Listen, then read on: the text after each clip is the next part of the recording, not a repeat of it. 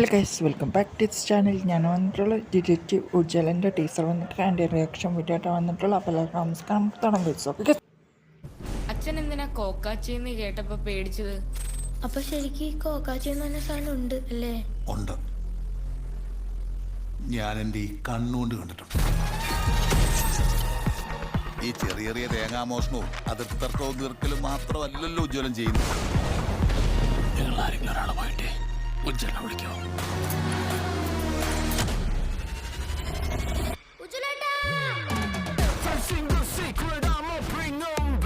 ഒരു ചുവട് നമ്മുടെ മുമ്പിലാണെങ്കിൽ അടുത്ത രണ്ട് ചുവട് നമ്മുടെ പുറകിലായിരിക്കും.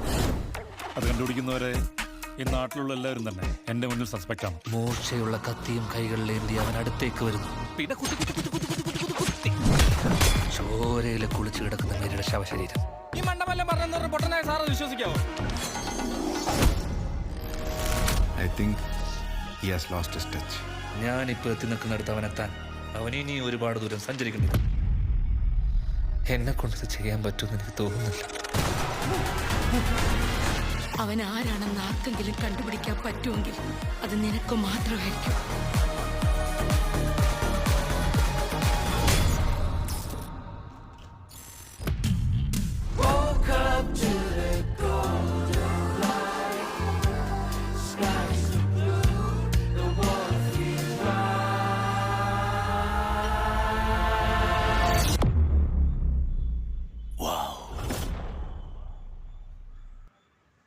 ഒരു ഡിറ്റക്റ്റീവ് ആകാൻ വേണ്ടി ശ്രമിക്കുകയാണ് ഈ ധ്യാൻ ശ്രീനിവാസൻ. ആദ്യം ചെറുപ്പകാലഘട്ടമാണ് ഇതിൽ കാണിച്ചു പോകുന്നത്.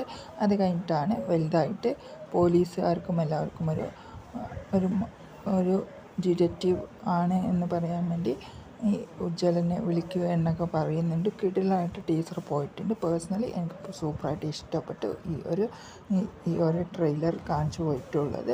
ഇതൊരു വ്യത്യസ്തതരമായിട്ടുള്ള കഥാപാത്രവും മറ്റുള്ള കാര്യങ്ങളുമാണ് കൊണ്ടുപോയിട്ടുള്ളത്. ഇതെന്തായാലും ഒരു കിടില മൂവി തന്നെ ആകും. ഇത് നിർമ്മിച്ചിരിക്കുന്നത് എന്ന് പറഞ്ഞാൽ സോഫിയ ഫോളാണ് ഇതിൻ്റെ പ്രൊഡ്യൂസർ. 2 ഡയറക്ടർമാരും ഉണ്ട്. കിടിലായിട്ട്